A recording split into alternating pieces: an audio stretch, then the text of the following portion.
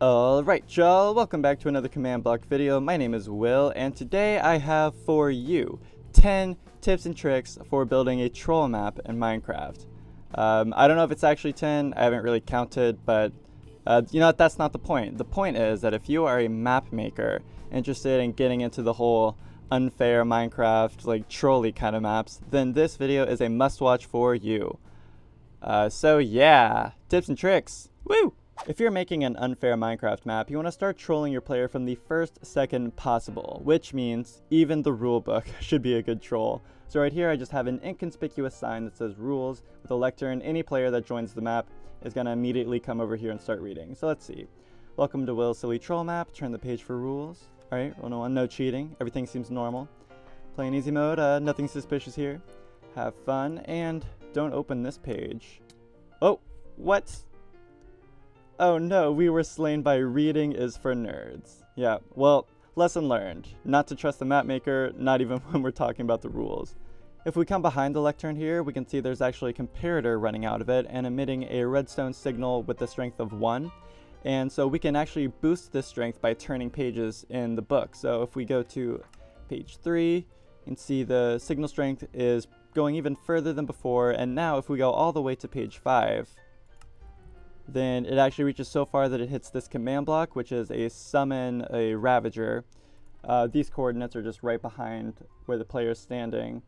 And it has a custom name of reading is for nerds, which is a fun little touch. And see, it just summons it in right here. And so as soon as you close the book and you turn around, it's going to be too late. Now, just in case the players haven't learned not to trust you yet, you can throw in something like this at the beginning as well. So let's see, it's dangerous to go alone. Take this. Alright, so we can grab the sword from this guy, but when we do, this works just by detecting when the player's selected item is an iron sword, and when it is, it will run an output into this comparator, which will power this command block, which is simply just summon a TNT with a big explosion power for instant death. And so you can see whenever I select the iron sword, yeah. At this point in the map, hopefully the players will have learned not to trust you by now, so they'll probably be wary of just going into an unassuming door and pressing a button. But just in case they haven't learned their lesson, this is always a fun one. A good old door fake out. Oh, and the blocks just break underneath us. And we fall into the void. This button is, of course, attached to a command block, and that command is just fill at the coordinates of the floor underneath the player. And it will fill the floor with air and with the destroy tag, and that'll just give it the effect of the blocks breaking underneath us. So if we hit this button, yeah, and so funnily enough, the door doesn't even open when you do hit the button, just as an extra little detail of trolling. Another fun way to use this command would be something like this, where we seem to be providing the player with a safe way down, but if we try to jump safely to the slime blocks, they disappear underneath our feet and we fall into the void again.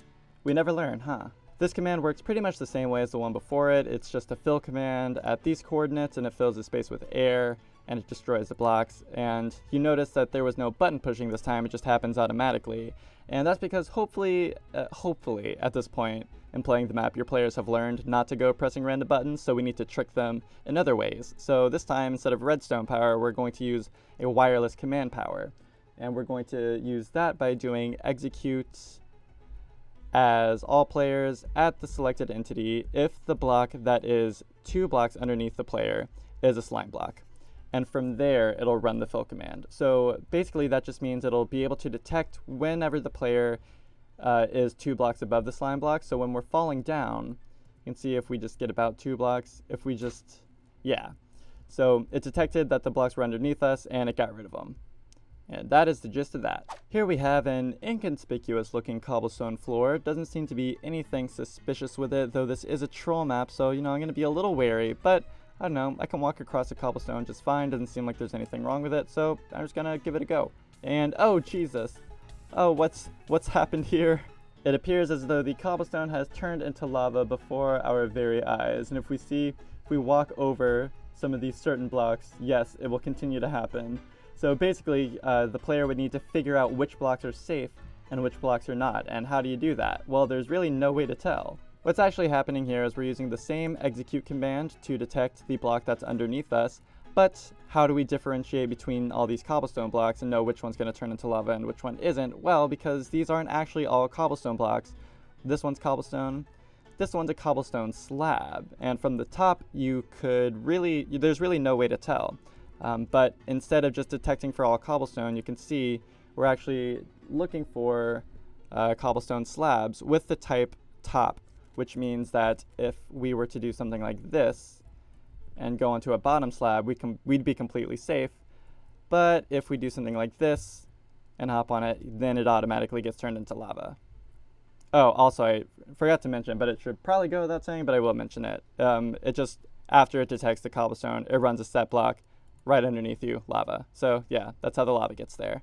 The beautiful thing about commands is that we can take all the game mechanics and properties of things in Minecraft that we all know and understand and maybe even love, and we can completely flip them on their heads. So here we have a wall of water and a wall of lava, and we have to go through one to get to the other side safely. Now the obvious choice would be water, right? But when we go through, yeah, instant death. So yeah, in this case, because it's a troll map, obviously, the correct choice would be lava. So when we hop in, we're actually granted fire resistance, and so we can go safely through. And yeah, so that's, hold on, this is kind of annoying. Oh, duh. Oh my god, I tried to put myself out of the fire in the water, but I had already forgotten that it did that. Yeah. Ah, jeez, I trolled myself. Now the way this works is, and I promise this is the last time I'm going to show you this.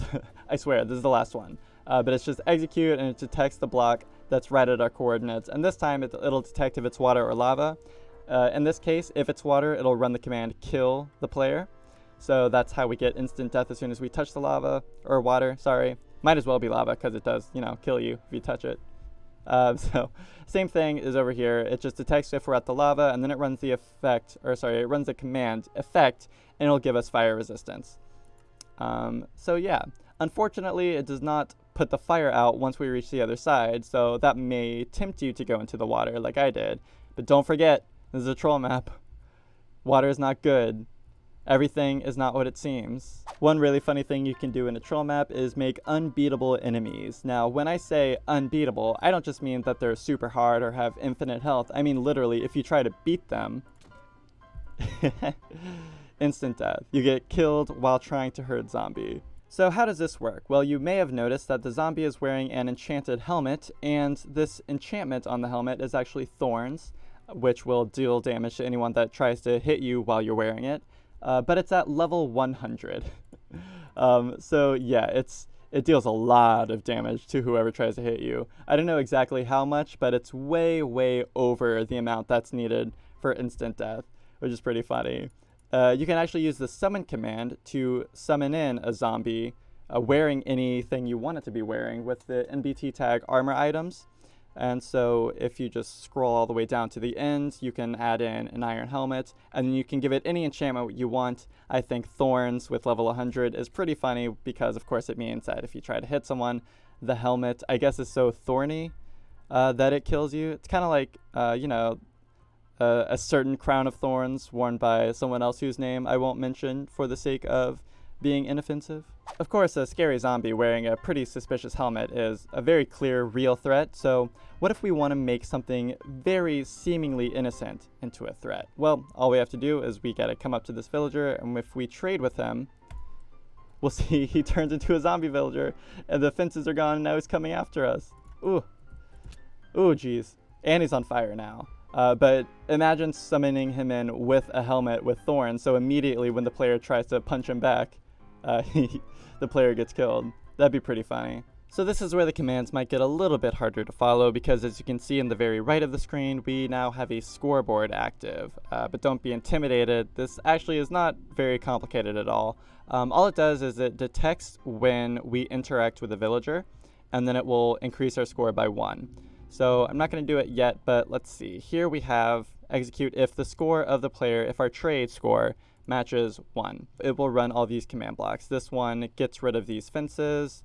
This one resets our scoreboard to 0. And then this one here, it will summon a zombie villager, and it'll execute that at the villager that we do it. So whenever we click on the villager, it will summon a zombie villager right at his coordinates. and then it will run into this chain command, and this will teleport that villager down 100 blocks, which will basically instantly get rid of him and kill him. But you can see here when we interact with the villager, notice the scoreboard on the side has gone up to 1. I've actually turned off this command block, but if we turn it back on, then you can see that the repeaters just flashed, the fence is gone, the zombie villager is now here, and the other villager is gone. Now the next troll move I have to show off is something that I have affectionately titled, "The Cake is a Lie." So you can see I'm a little bit hungry. We come across this delicious looking cake, but whenever we try to take a bite, oh no. Oh no, the cake was a lie. Now we're poisoned, blind, everything's all woozy. It was a very poisonous cake. I guess not a lie, because it wasn't really advertised as anything but, you know, a suspicious cake in a troll map. But still, it's not a real cake, that's for sure. Well, maybe it was just the first bite. What if I take another? Maybe it'll get better. Oh no, I was wrong. This trick also uses a custom scoreboard, and it actually detects every time you take a bite of cake. Yes, that's a real thing that Mojang programmed into the scoreboard features, is you can detect when you eat cake, which is pretty great, if I do say so myself. And I just did. So right here we have execute if the score of the player cake matches 1. Cake is the name of the custom scoreboard I made to do this. And whenever we take a bite of cake, it'll bring our score up to 1. Then it'll immediately reset the score with this command here. That way we can do it over and over. And then it'll also run into these commands, and this just gives us the effect of poison, of blindness, and also nausea to give us that trippy, woozy, dark feeling, and then obviously the poison damage. You can actually use custom scoreboards for a lot of different and like kind of wacky things too. So you can detect every time you hit a bell. So if we do like so, then automatically teleports you way up in the air. You can detect every time you interact with a lectern. So we open it and look, reading is for nerds. No, a bunch of them have spawned. And we didn't need any redstone at all, just commands. And you can also detect when you hit a note block. So like this, instant death. I don't know why instant death is like the funniest one to me. It like gets me every time. Now at this point in the map, your player will have gone through a lot. So I think it's safe to say that they're probably at pretty low health. So you want to be a merciful map creator, and you want to give them, you know, a potion of regeneration. So let's watch what happens when we drink it. Nope. Come on, stupid. Don't you know by now that there is no mercy in a troll map? This trick is possible because we can actually detect when the player has a certain potion effect active with the active effects NBT tag. So if we just execute if the player's NBT tag of active effects equals this, this is the ID for the regeneration effect. So it'll detect when we have the regeneration effect, and then it'll activate these two command blocks. This one clears us of the regeneration effect, and this one gives us instead the instant damage effect, which is why we just take damage instead of slowly gaining it back. And you can swap these out for any potion effects. Let's say if you wanted to give someone a potion of night vision, you could then clear that effect and then give them blindness instead. So up until now, all of our troll moves have been using the same principle of what I like to call subverting then hurting. That's when you promise a player something good, like a reward, and then you subvert their expectations and then slap them in the face and, you know, give them something like poison or instant death, or a ravager that makes fun of them and calls them a nerd. But we can get more creative than that. We can troll someone without dealing them any damage at all. So let's say we have the staircase here.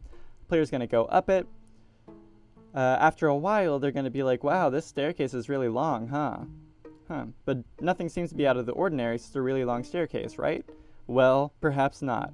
Those of you who have played Super Mario 64 already know where I'm going with this. But no matter how far we walk up the staircase, we'll see as soon as we turn around, we're still at the bottom.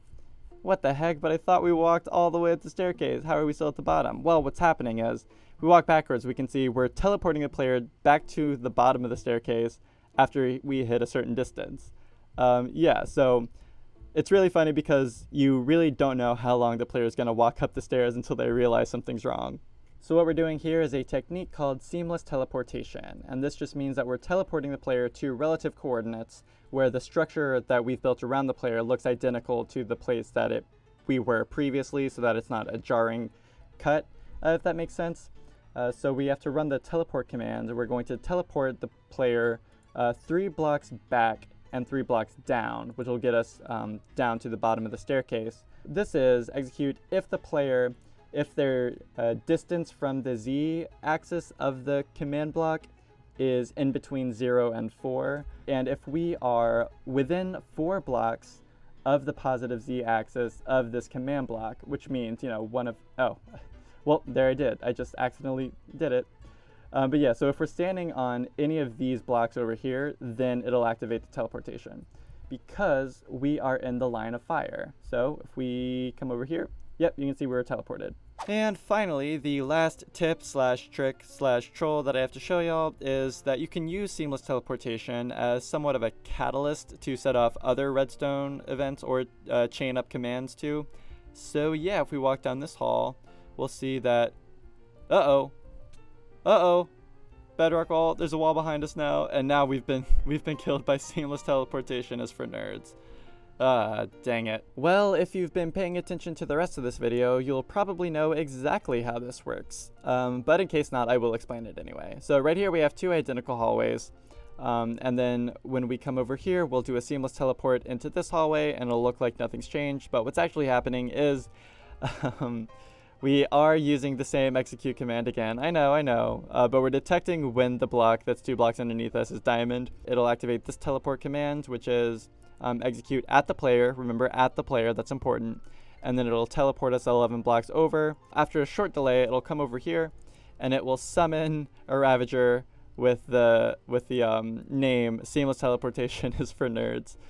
What a terrible name. Who would name their Ravager that? I don't know. But yeah, it's just summon Ravager at those coordinates. Those are the exact coordinates there. And then I also added in this wall of bedrock for fun. That way you won't even notice until it's too late and the Ravager is after you that you have absolutely nowhere to run. God, I love being a jerk. And with all that being said, thank you for watching and being beautiful. If you like this video, if you like this video, please give it a thumbs up. These guys are faster than I thought they were.